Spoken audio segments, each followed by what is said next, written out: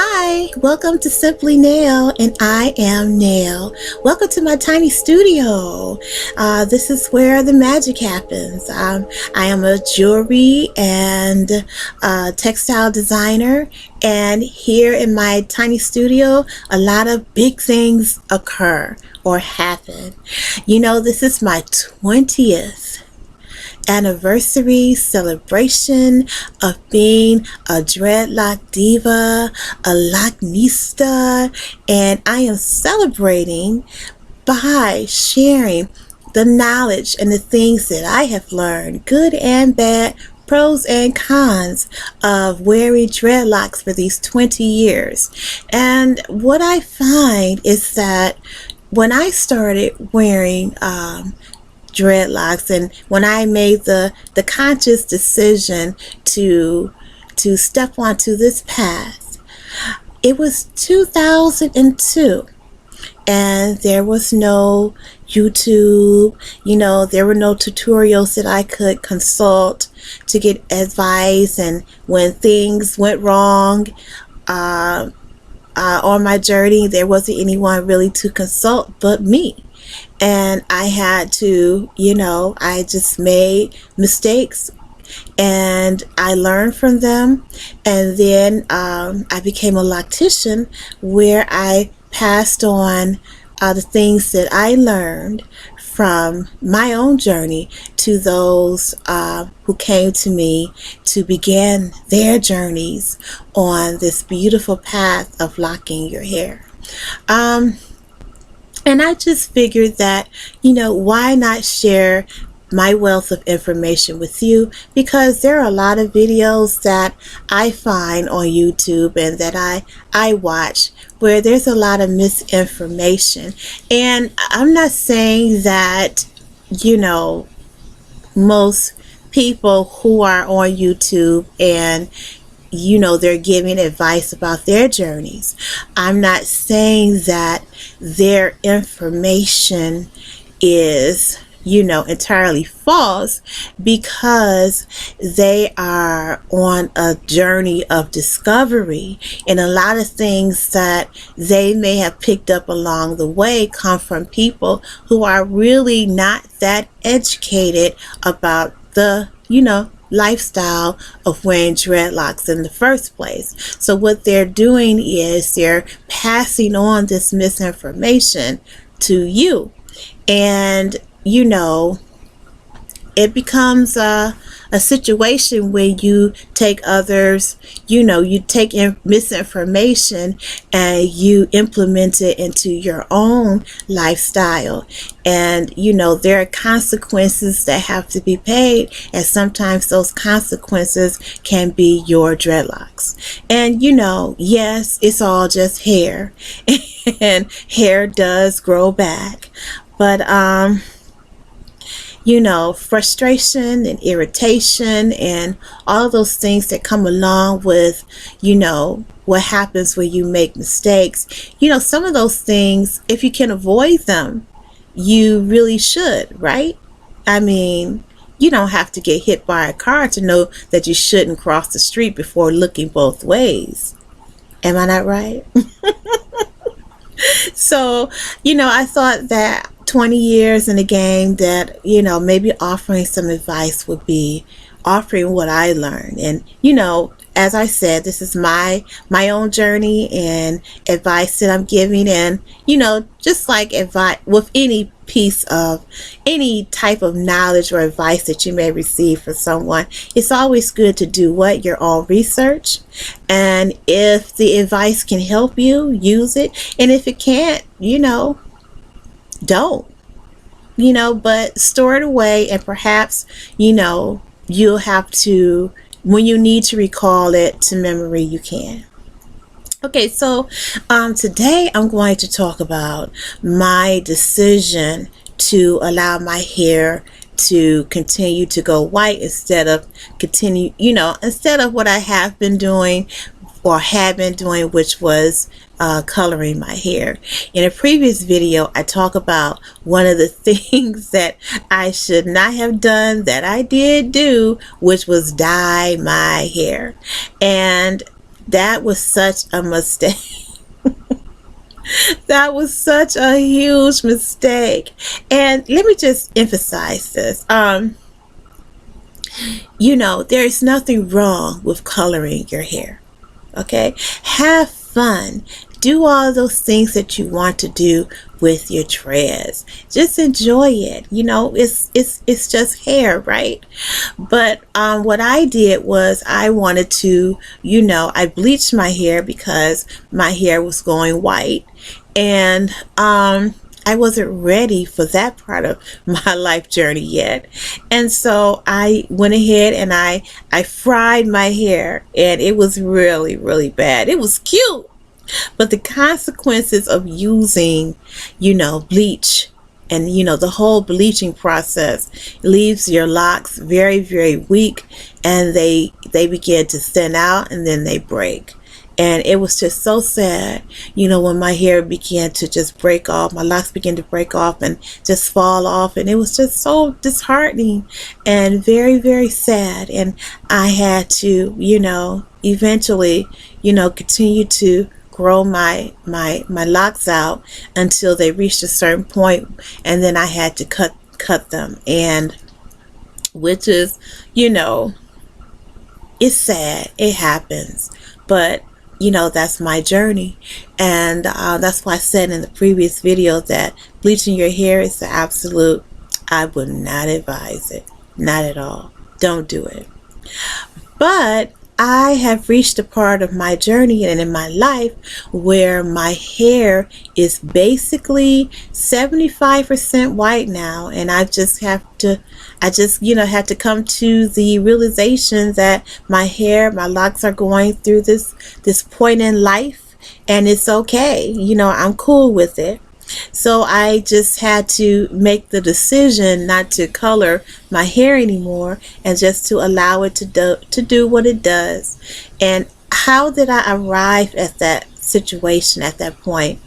Well, I had to do some soul searching, and I had to accept a few things about, my particular life journey. One of the things that I had to really reflect on is the fact that I am a woman of a certain age. I am a crone, and I am midway through this thing called life. And when you reach a certain point or a certain stage in your life, there are certain things that happen with men and women. And one of those things that occurs is the loss of melanin in your hair. And so the melanin began to leave my hair at an early age. I was in my 30s when my hair began to turn white. And being that, I'm now 54 years of age, the melanin has truly left my hair, and it's probably about 75% white now. What I did was, after my bleaching experience, I grew my hair out again, and I just allowed my hair to just be its natural self. It wasn't salt and pepper. Well, yes, it was salt and pepper, just white and black. And then eventually it began to go white, which is fine. Now it's fine. And then I colored it with some black. And I kept it colored black for a while. And as you can see, there are remnants of, there's still remnants of the black, and maybe just a few remnants of the blonde still left on the ends of my hair. And my hair is basically healthy and soft and all of those wonderful things, and I don't worry too much about it. But I just had to come to the realization that I am in a certain part of my life, and that it's okay. I am not 20 something anymore. I'm not that girl. I'm a mature woman, and sometimes you need to accept that. And I have come to accept the fact that I am at this stage in my life, and it's okay. I'm just really happy to be walking physically in the presence of everyone and not an ancestor yet. So I'm cool with it. And the way I was able to reach this point in my journey is because, of the mess that I made trying to escape the realities of, becoming a mature woman. And then the fact that, I have dreadlocks. And, with dreading, having dreadlocks, it's kind of difficult attempting to color your hair because you have so much of it. It's so much color product that you have to use when you have dreadlocks, especially if your dreads are thick like mine. If your dreads are, of the consistency of my locks, and it takes a lot. It takes a lot of color to, color. Takes lots of dye to color, color dreadlocks, especially when they are thick like mine. So, that's a lot of money, and a lot of boxes of Miss Clairol. And I had to sit back and ask myself, when I decided to go on the journey of wearing dreadlocks back in 2002, was this going to be my path? Was this the purpose that was this my purpose? Was my purpose to, end up eventually one day putting chemicals back in my hair? And when I started wearing dreads, I had made a promise to myself that I wouldn't put chemicals in my hair. And then that day came when I not only put chemicals in my hair, I bleached my hair and damaged it so much that, eventually I had to cut away the length, to save my hair. So in essence, I was going opposite, moving in a way that was opposite of my original mission. My original purpose which was to be, totally natural, totally chemically free. And as I, dealt with that, and I had to ask myself some serious questions. And it really came down to the fact that I did not want to accept myself for who I am. I did not want to accept the portion of the journey that the universe had bestowed upon me.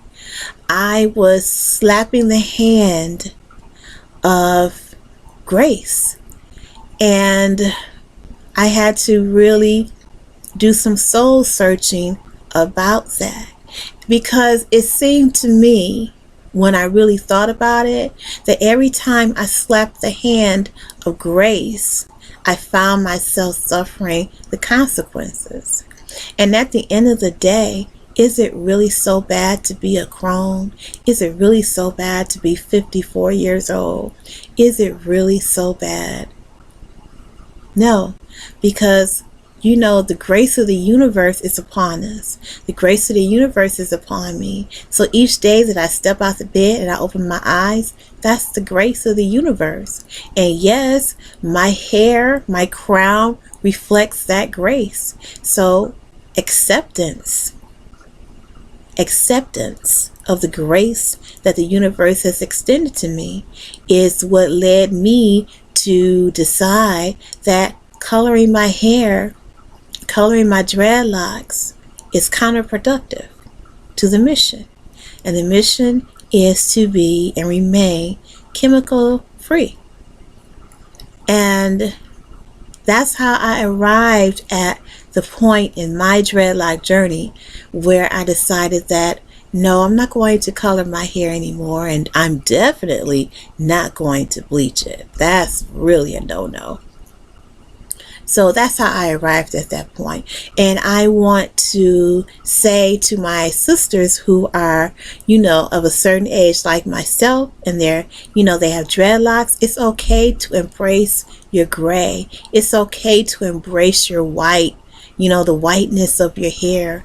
Why not? Embrace it and enjoy it and be proud and be filled with pride, be filled with grace, because guess what? This white on top of your hair, or the gray on top of your hair, is a show of grace. It is the grace that the universe has bestowed upon you. It's the grace of Jah. So be proud of it. Be proud that you have lived to become a certain age where you stand as a pillar in your community, where you stand as a beacon and a pillar in your own family. I mean, that is, you can't beat it. So if you are on the same journey as I am, and you're thinking about coloring your gray, and you're thinking about please, if you're thinking about bleaching your hair, do not do it. But if you are at a certain point where you're kind of tired of, the expense of coloring your hair, guess what? There are a lot of us out here, and we support you.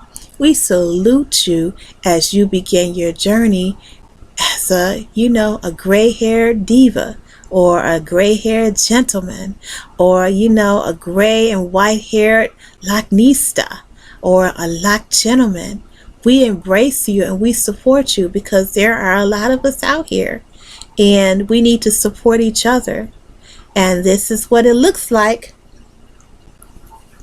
This is what it looks like when you just allow your locks to do what it do. You allow your hair to begin to do what it does, and you accept the grace of Jah, you accept the grace of the universe, and you wear your crown as it is. And it is beautiful, and it is amazing, and I support you. So that is my that is my testimony. And in the comment section, why don't you share with people like just share your journey, share how you feel about going gray, because it's really about the aging process, and it's really about accepting where you are in life. And sometimes society, especially as women and as Black women, society does not, take too kindly to women aging. Men can age. When you see a gentleman of a certain age, and he has a gray or white beard, or gray or white hair, they call him a distinguished a distinguished gentleman. But we women, we just get called old. Maybe we need to change that perception. We'll change that perception together, one dreadlock head at a time. Thank you for tuning in to Simply Nail. I really appreciate you. And until next time, I will be seeing you and talking to you later.